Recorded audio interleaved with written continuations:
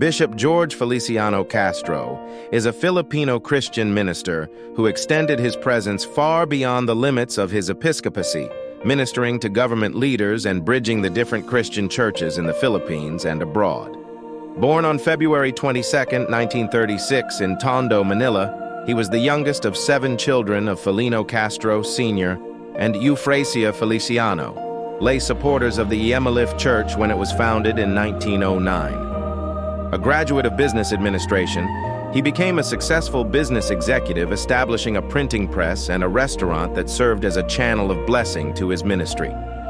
He experienced a Pauline call to the ministry on February 24, 1962. He left a lucrative business and went about serving his master and doing his work. His religious training started from the lap of his mother, the Sunday school, vacation Bible schools, Bible institutes, and many informal programs in religious education and church administration.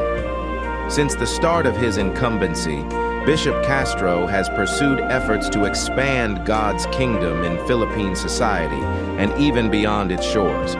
He endeavored with untiring zeal to have the church break out of its cloistered insularity and participate in cordial and mutually salutary relationships with other denominations, the government, the community, and the world at large. He believed that much progress could be achieved if the church adopted an eclectic attitude toward new ideas, so long as they do not conflict with the Bible and the basic traditions and doctrines of the Emalif Church. In his early years as a youth leader, he had consistently demonstrated this dynamic and forward-looking proclivity. It was for this reason that the General Conference in 1974 awarded him a plaque recognizing him as an ecumenical statesman.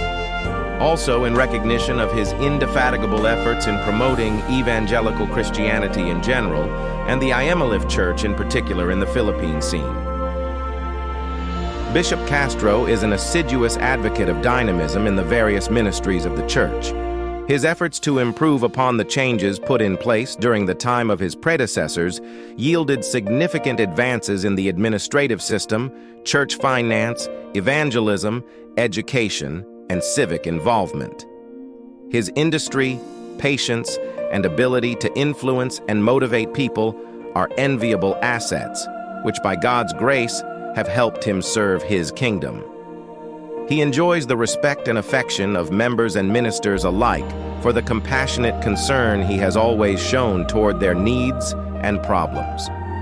His episcopal message at the start of his general superintendency in 1980 set the tone of his episcopate in clear and unwavering terms, as follows. 1. To place in sharp focus the objectives and directions of the various church programs. 2. To push forward evangelism and mission. 3. To restructure the church administrative system. 4. To raise the ministerial standards. 5. To lift the economic status of the general membership. And 6.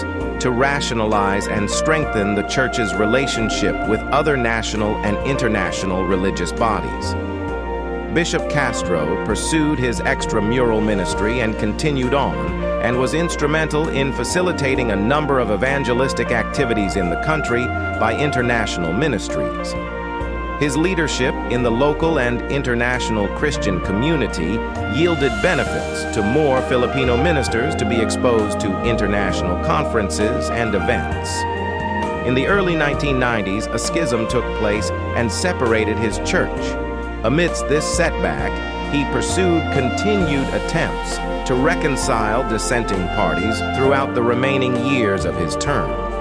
With his retirement from the Emalif episcopacy in the year 2000, he devoted the remaining years of his life as a bishop emeritus in his home church and continued his extramural ministries.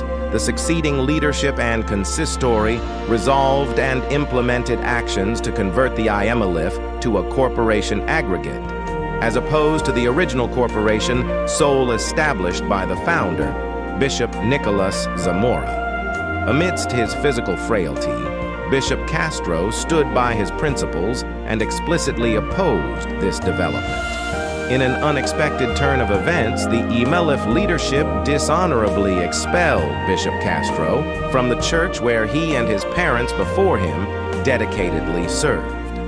In his last letter to the EMLF leaders, his message was still about reconciliation and preserving the unity of the church as established by God. He continued in the ministry by providing godly leadership advice to the larger body of Christ until his death in 2008. In life, and even with his death, Bishop George Castro's living legacy is a mission of reconciliation and unity, bringing people together under the banner of Christ.